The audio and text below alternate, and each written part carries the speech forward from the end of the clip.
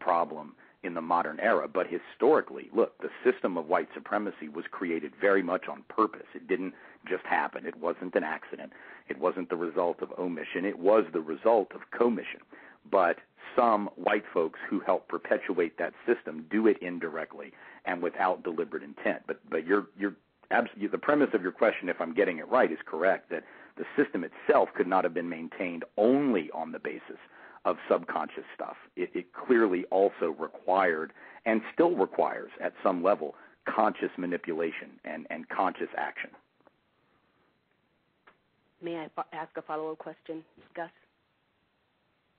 Shoot, go ahead. Okay. So that if it does still require conscious acts of commission in racism, white supremacy, is it reasonable for us to believe that you do not recall ever practicing a single act of racism consciously and by commission rather than omission?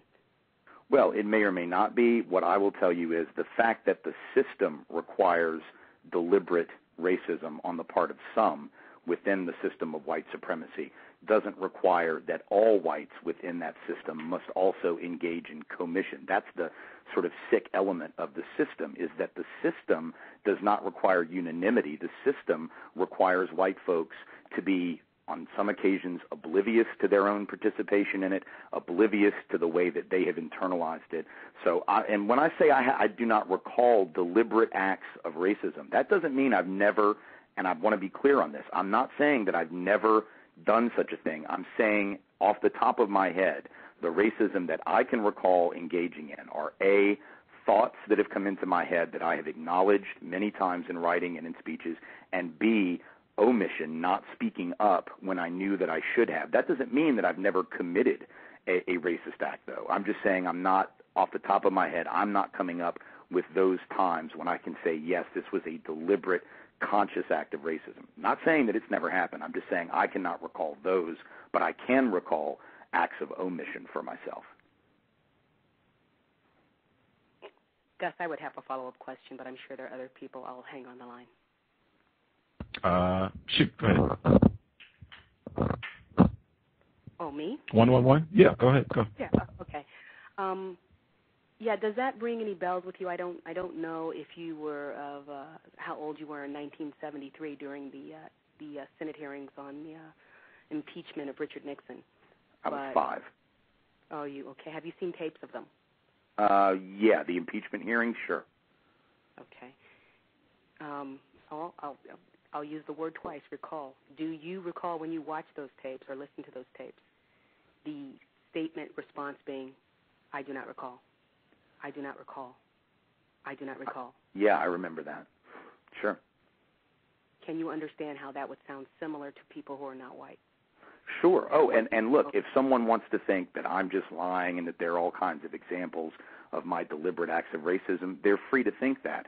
I think if that charge is going to be made, it's only a matter of responsibility that someone actually point them out. And when people have pointed out to me things that I have done which are racist in their effect, if not their intent, I will acknowledge them, have acknowledged them, both in print and in speeches. So I am not against the idea that those things have happened in my life. I'm simply saying that from the time that I began to think seriously about this subject, I can think of dozens of acts of omission. I can think of several times when racist thoughts came into my head and I did not act on them in terms of commission. I cannot think of any instances where I deliberately set out to injure a person of color and to benefit myself as a white person. Doesn't mean it didn't happen. I'm just saying I am not aware of any such time. So and one can take that or leave that, believe that or not. But if one is going to disbelieve it, it seems like one should have an example or evidence to that effect, or it just seems like it's an empty sort of accusation. But, you know, whatever. I mean, people can believe what they choose to believe. It's fine with me. Do you think the very existence of a system of white supremacy, which you have acknowledged can only exist and continue to be maintained by conscious acts of commission of racism, is the proof that a large number of white people have to be so acting, and that it is likely you fall in that subset of white people who are so doing? Is that proof? No, I don't think that's proof. I think that that's a possible theory, and it's a possible explanation. I think that the fact that the system requires some degree of deliberativeness does not mean that most, let alone all whites, have to be consciously choosing the system of white supremacy. The system is so ingrained that, frankly, if white people never thought about it at all, unless they were actively challenging it, it would remain in place, as far as, the white role in helping to undo it. As long as people are not actively challenging it, even if people are not actively reinforcing it, it will stay there. The same is true with any system of injustice.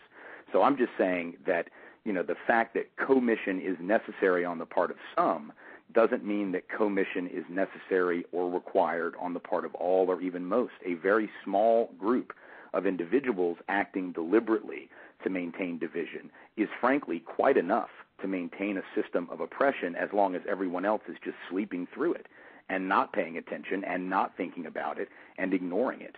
That's how systems of oppression, in my understanding of systems, that's how it's maintained.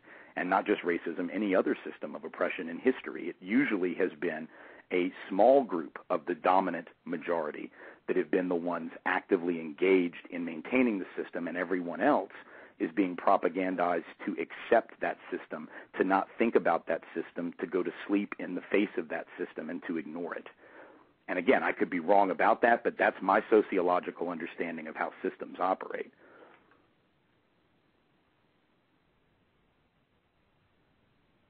I believe that was Cree. I could be incorrect. Hang tight, because a couple other folks called in. I definitely want to give you some time if you have other questions that you'd like to ask.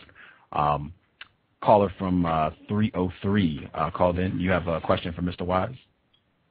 Yeah, I got a quick comment and then a question. Can I be heard? Hello? Can I be heard? Hello? I can hear you. I can hear you. Yeah. Okay. I was also in attendance at the you spoke and at the church, and I saw white people, particularly black people, coming up with tears in their eyes, thinking you were super great too. And while security was by your side. But to my question, this is January. When you were on the program, I believe almost a year ago, you agreed it would be constructive, helpful for non-white people if non-white people were aware of constructive ways to invest. And you said you would provide all the information on how you invest. Have you done this? If so, where is it? If not, why should I believe you are really interested in helping non-white people, sir? Well, actually, as I recall, the answer that I gave to that question was that I'm not aware of, we don't have we don't have stock, we don't have investments. My family we don't have that kind of money that we have investments in stocks or portfolios or anything like that. And I believe that was my answer at the time. What I said was... No, at the time, I'm sorry, sir, not the, you said at the time is that your wife handles that thing and you handles all the financial stuff. But yeah, we don't have you would get information and then get back to the host with that. Right, but we don't have investments at all, and I think at the time I said that. What I said was she manages financial stuff like paying bills and that kind of stuff. We don't have a stock portfolio. We do not have real estate. We do not have property or assets other than our home, so there's nothing to tell. If there were, I would be absolutely willing to give advice if I thought it would be helpful, if I thought there was some investment that I knew of that would be good for people to have, or some stock that I would be absolutely willing to share that information. But I don't have that kind of information because I don't have that kind of asset. I don't have those kinds of portfolios, stocks, assets, bonds, any of that stuff. So if I did, I'd share it. I just don't have anything. Do you invest your money anywhere at all? It's in the bank, like in a checking account. That's literally where our money is. We don't have a portfolio. So no. What about like any other particularly white people who do invest their money? Can you provide some of that information to help non-white people? I don't know where other people invest their money. I have no idea. It's not like I don't talk about that with other people because I don't have any of that. I'm sure there are white folks who invest in the stock market. I'm sure there are white folks who invest in, who have 401ks. I don't have a 401k because I don't work for a company that has such a thing, so I don't have that kind of thing. So I don't know. If I had that kind of inside knowledge, I'd be more than willing to share it. but I don't have it, and so there's really literally nothing to tell. Would you say you're investing your money in the best way you know how? I'm saying, well, we're not invested at all. I mean, we just don't have stock, and frankly, were we going to, given the way that the economy has been in the last 18 months, likelihood, thankfully, we didn't have investments in the stock market because we probably would have lost our shirt at this point. My question is we're not real getting into it either at this point. It's not very stable, so I'm not likely to be investing in anything anytime soon. Are you currently investing in the best way you know how? We're not investing in any – I don't know how to answer your question except we're not investing. I mean, I don't have any knowledge about how to do it or when to do it or where to do it. I don't have a financial advisor. We don't have any of that and probably should be doing it, frankly. I suppose it would be smart to do it, but we haven't, and I don't know how, and I don't know anyone to turn to who I trust to do that. So at this point, we just don't have that. Thanks, sir.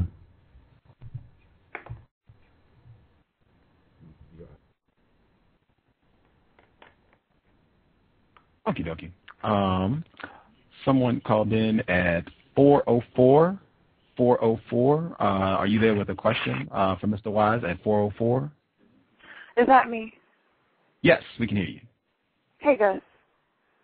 I don't have a question. I was just listening. But thanks. Oh, okay. 404. Okay. If you do change your mind and you have a question, press 1, and I'll see your hand up on the switchboard. Just press 1.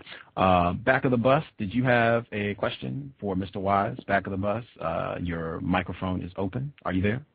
Yes, sir, I am. Just a brief question, Mr. Wise. Do you own a house, or your family? Do you live in a house that you own? Yeah, we have a house. Would you say that's a form of investment? Oh, it's the only asset we have. Absolutely. Oh, sure.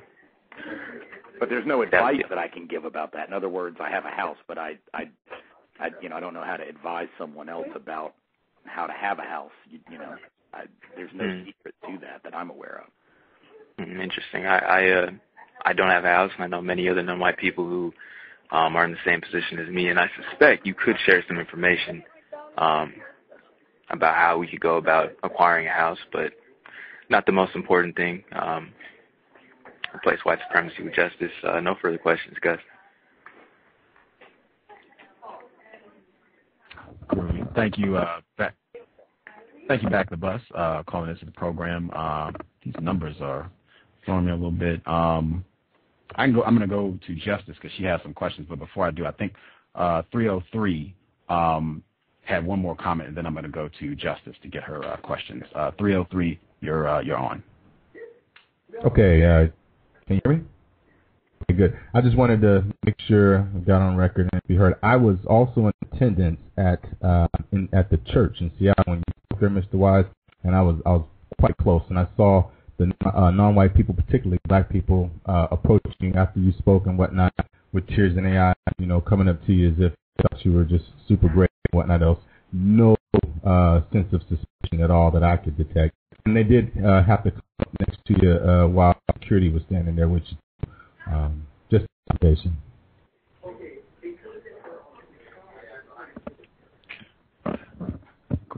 Thank you for sharing your observation, 303. I believe Justice, she said she had a couple questions. I wanted to get her because I have 2 questions as well, and I'll check with Cree to see if we're good on the questions. But Justice, if you have some questions, please go right ahead.